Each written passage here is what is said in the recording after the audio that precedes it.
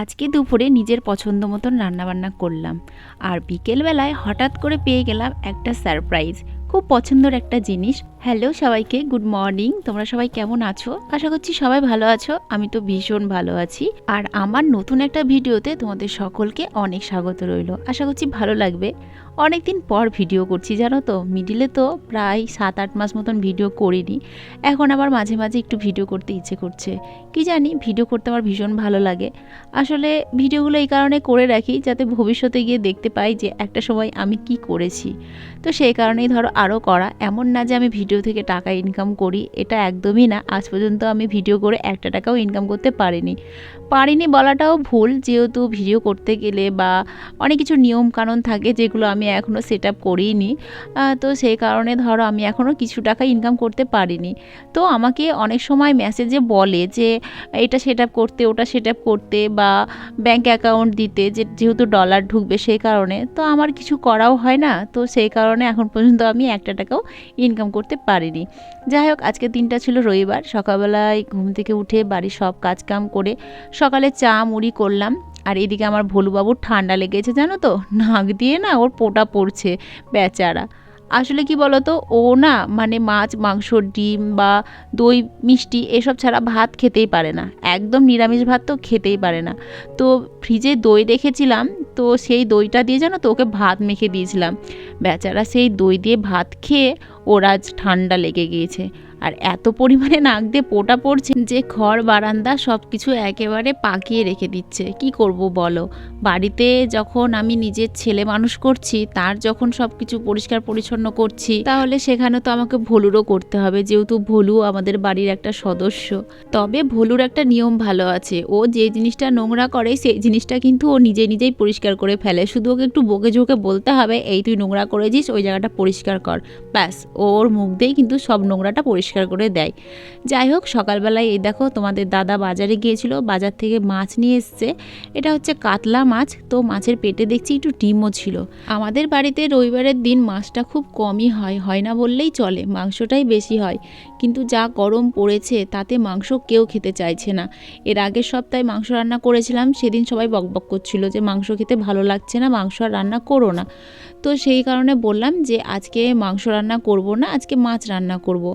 তো দেখো তোমাদের দাদা নিয়ে এসেছে কাতলা মাছ, যেহেতু ও কাতলা মাছটা খেতে একটু পছন্দ করে। মানে মাছ তো ও খেতে চায় না, কিন্তু সেখানে যদি একটু কাতলা মাছ হয় তাহলে ওই পেটির দিকটা একটু খায় আর কি। তো সেই কারণে কাতলা মাছ নিয়ে এসছে। আর মাছটা না আমি একটু পাতলা পাতলা করেই রান্না করব, যেহেতু প্রচণ্ড গরম পড়েছে। তো সেই কারণে আদা জিরে বেটে নিলাম, আর ওইদিকে মাছগুলোকে কিন্তু ভেজে নিচ্ছি। আর আমি কি বলো তো, তাজা মাছ ছাড়া না মরা মাছ খেতে একেবারেই পছন্দ করি না বলতে আমি মরা মাছ খাই না। যেই মাছটা দেখবো জলে নড়ছে, সেই মাছটা যদি বাজারে কাটে তবেই সেই মাছটা আমি নিয়ে আসি। তো তোমাদের দাদাও সেটা জানে, তো সেই কারণে ও মাছ নিয়ে এসেছে। এটা কিন্তু তাজা মাছই ছিল। আর আমি যে দিকটা আনতে বলেছিলাম ও কিন্তু সেদিকটাই এনেছে। ও মাছ খায় না, তো তাই মাছের ব্যাপারে কিছু বোঝেও না। ওকে যেমন তেমন দিয়ে দিলে ও তেমনই নিয়ে চলে আসে। তো আমি বলে দিয়েছিলাম যে মাছের এই অংশটা নিয়ে আসবা, তো সেই অংশটাই নিয়ে এসেছে। তো মাছের জন্য আলু কেটেছিলাম, দেখো কত। আসলে আমাদের বাড়িতে না আলু খেতে সবাই বেশ ভালোই বাসে, মানে মাছ মাংস এক পিস খেলেও আলু কিন্তু তাদের 3-4 পিস লাগবে। তো সেই কারণে আলুটা একটু বেশি দেওয়া। তো আদা জিরে বাটা আর টমেটো দিয়ে মশলাটাকে কষিয়ে নিলাম। এখন পাশে গরম জল বসিয়েছি, গরম জলটা ঢেলে দেবো। আমি বেশিরভাগ সবজিতে গরম জলটাই ব্যবহার করি। কি জানি, গরম জল দিলে নাকি শুনেছি মাছের বা মাংসের টেস্ট বেশি হয়, সেই কারণে বেশিরভাগ আমি জলটা গরম করেই দিই বা দেওয়ার চেষ্টা করি। কখনো কখনো হয়তো খেয়াল থাকে না বা তাড়াহুড়ো থাকে, তখন আর করি না। তো যাই হোক, গল্প করতে করতে দেখো আমার মাছের ঝোলটা কিন্তু রান্না করাও হয়ে গিয়েছে, আর মাছের ঝোলটা ফুটে উঠেছে। এখন কিন্তু আমি নামিয়ে নেব। আমি গরম মশলা দেব না, কারণ মাছের ঝোলে গরম মশলাটা আমি পছন্দ করি না। হ্যাঁ, যদি এটা কারি করতাম পেঁয়াজ টিয়াজ দিয়ে বা শুকনো শুকনো করে, যেটা হয় আর কি ডিমের কারি টাইপের, তাহলে হয়তো একটু গরম মশলা দিতাম। তো গরম মশলা না দিয়ে এমনি পাতলা করে আদা জিরে বাটা দিয়ে ঝোল করে নামিয়ে নিয়েছি। আর এখন করব তোমার হচ্ছে কলমির শাক। কলমির শাকটা না আমার ভীষণ প্রিয়।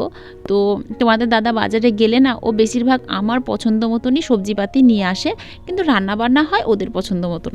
মানে ওরা যেরকমটা খেতে পছন্দ করে আমি সেরকমভাবেই রান্নাবান্না করি, আর আমার খাবার কোনো ঝামেলা নেই, আমি সব কিছুই খাই। তো আজকে জানো তো সকালবেলায় ছোট মাছ বিক্রি করতে এসেছিল, তো ছোট মাছ নিয়ে এসেছি, এটাকে ময়া মাছ বলে বা মোরলা মাছও বলে।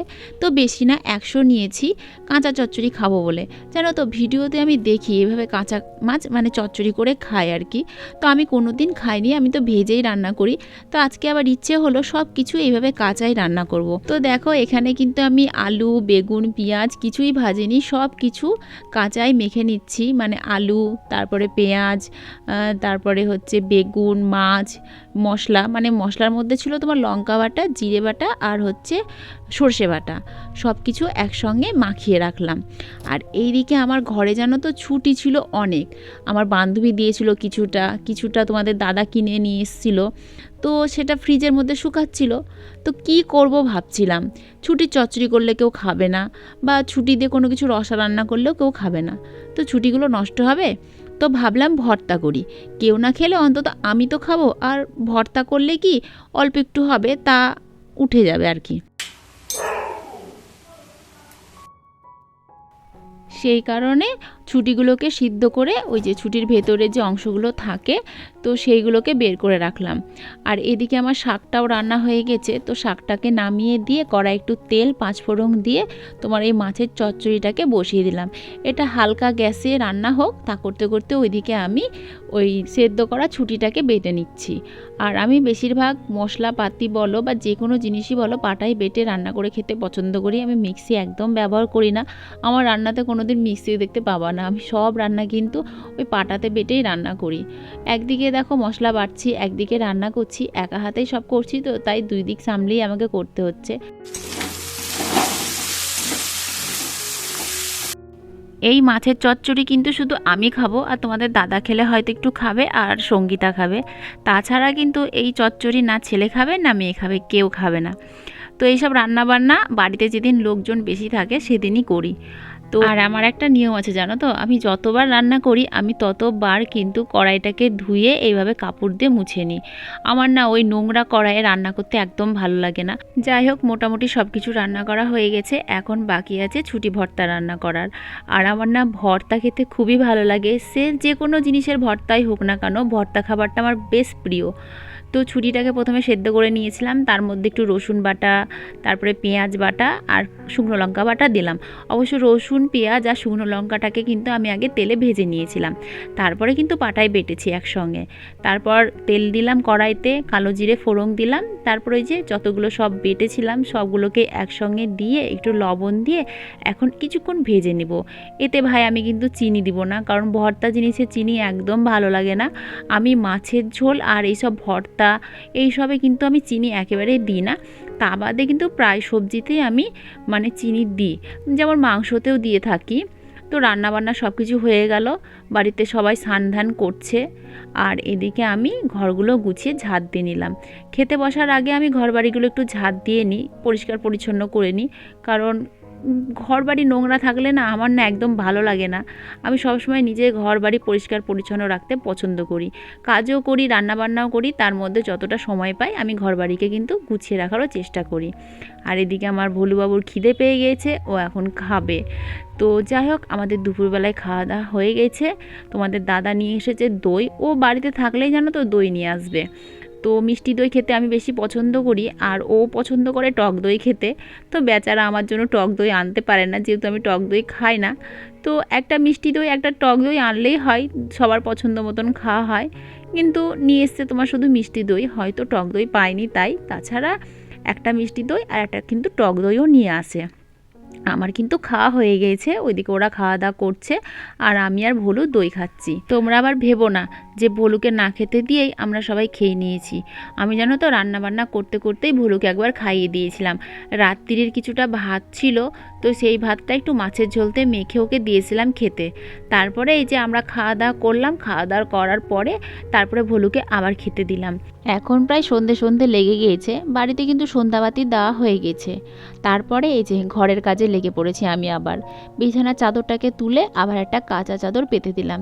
আমার জানো তো একটা চাদর মানে 2 দিন কি 3 দিন পাতা থাকে বিছানায়, তারপরে তুলে ফেলি। কোনো দিন তো মানে যেদিন পাতি পরের দিনও তুলে ফেলি, কারণ আমার একটা বিছানার চাদরে 1 দিন 2 দিনের বেশি না শুতে একদম ইচ্ছে করে না।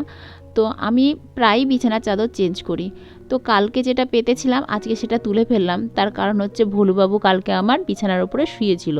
আসলে বেচারা ঠান্ডা লেগেছে, কি করবে, তো সেই কারণে বিছানায় উঠে শুয়েছিল।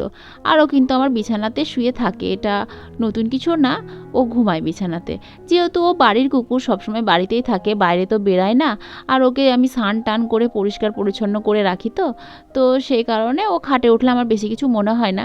তবে ওর ঠান্ডা লেগেছে তো সেই কারণেই বিছানাতে একটু নোংরা ফেলেছিল বলে বিছানা চাদরটা তুলে ফেললাম। তারপরে সকালবেলাতে সার্ফে কেচেছিলাম, দেখো কত জামা কাপড়। তো সেই জামা কাপড়গুলো এখন গুছিয়ে রাখছি। আমার না মানে সকালবেলায় গুছানোর একদম টাইম হয় না, কারণ সকালবেলায় উঠে বাড়ির কাজ করতে হয়, তা করতে করতে রান্না করার টাইম হয়ে যায়, ছেলেকে স্কুল দিতে যাওয়ার টাইম হয়ে যায়। তো সেই কারণে সকালে আমি বাড়িঘর গুছানোর সময় একদম পাই না, যেমনই থাকে তেমনই পড়ে থাকে। আর তারপরে কাজকাম সেরে আমি স্কুলে যাই, রান্নাবান্না করি, এসে খাওয়া দাওয়া করে তারপর একটু ঘুম টুম দিয়ে সন্ধ্যের সময় আমি ঘর বাড়ি গুছাই। বা কোনো দিন জানো তো আমি রাত্রির 10টা 11টাতেও ঘর মুছি, ঘর গোছাই, এরকমটা করি। কোনো দিন তোমাদের দাদা ফোন করে জিজ্ঞেস করে যে তুমি কি করছো, আমি বলি আমি ঘর গুছাচ্ছি। বলে এত রাত্রিরেও তোমাকে ঘর গুছাতে হয়? এইদিকে দুপুরবেলায় আমি ঘুমিয়েছিলাম, ঘুম থেকে উঠে দেখি তোমাদের দাদা বাড়িতে নেই। সবাইকে জিজ্ঞেস করছি কোথায় গেল, চা টা খাবে, তো কেউ বলতে পারছে না। তারপর হঠাৎ দেখি বাড়িতে এসে আমাকে একটা গিফট দিচ্ছে। আমি তো গিফটটা দেখে পুরোপুরি অবাক হয়ে গেছি, কারণ অনেক দিন আগে ওকে আমি বলেছিলাম যে এই এখন সবাই চাঁদের শাঁখাপলা পরছে, আমার না ভীষণ ভালো লাগছে দেখতে, আমাকে একটা কিনে এনে দিও তো ওর একটা নিয়ম আছে, মানে আমি কোনো কিছু চাইলে না সেটা যদি সঙ্গে সঙ্গে পারে তো সঙ্গে সঙ্গেই আমাকে কিনে এনে দেয়, বা কোনো দিন হয়তো পারলো না সঙ্গে সঙ্গে সেই জিনিসটা এনে দিতে, তো 2 দিন 3 দিন পর হলেও দেখবো হঠাৎ করে নিয়ে চলে এসছে। তো আমি চেয়েছিলাম বলে দেখো নিয়ে এসেছে, তবে আমি শাঁখা চাইনি, শুধু পলাটা চেয়েছিলাম। তো পলার সঙ্গে ও আবার শাঁখাটাও নিয়ে এসছে একজোড়া। দেখতে বেশ ভালো লাগছিল, আমি হাতে কিছুদিন পরেও ছিলাম। আর শাঁখার থেকে না আমার পলাটা বেশি ভালো লেগেছে দেখতে, একটু ইউনিক টাইপের কালার। আমি তো ওকে বলেছিলাম চেরি কালারে নিয়ে আসতে, মানে যে কালারে পলা হয় আর কি। তো ও একেবারে দেখো একেবারে ডিপ খয়েরি কালারে নিয়ে এসছে। কালারটা কিন্তু বেশ মানিয়েছে আমার হাতে, তাই না? আমি যেহেতু খুব একটা পরিষ্কার না। আর এদিকে আমার ভোলু দেখো রাতের বেলাতে বাড়ির বাইরে বেরোবে, মানে সারাদিন তো বেচারা বেরোতে পারেনি, এখন রাত্রির হয়েছে বেরোবে। তো আমাকে বারবার বলছে গেটটা খুলে দিতে, আর আমি না বদমাইশি করে ওকে গেট খুলে দিচ্ছি না। ওকে বলছি আজকে তো আমিও সারাদিন বাড়িতে ছিলাম, আমি কি বাড়ি থেকে বেরোবো বলেছি, তুই বেরোবি কেন? যাই হোক, এখন রাত্রির হয়ে গেছে আর আমি এখন আবার রান্নাঘরে এসেছি। রবিবারের দিনটা জানো তো আমার বেশিরভাগ রান্নাঘরেই সময়টা কাটে। তো ভাত বসিয়েছি, আর দেখি দিনের তো অনেক তরকারিপাতি আছে, তাই দিয়ে আমাদের রাতেরবেলায় খাওয়া দাওয়া হয়ে যাবে। রাত্রে সেরকম তরকারিপাতি করি না, কারণ দিনে যা করি তাতেই আমাদের হয়ে যায়। তো রাত্রে শুধু ভাতটাই করি। তাহলে চলো আজকের ভিডিও এখানেই রাখছি। সবাই খুব ভালো থেকো, সুস্থ থেকো, আবার অন্য একদিন দেখা হবে নতুন একটা ভিডিও নিয়ে। তো সকলকে টাটা, গুড নাইট।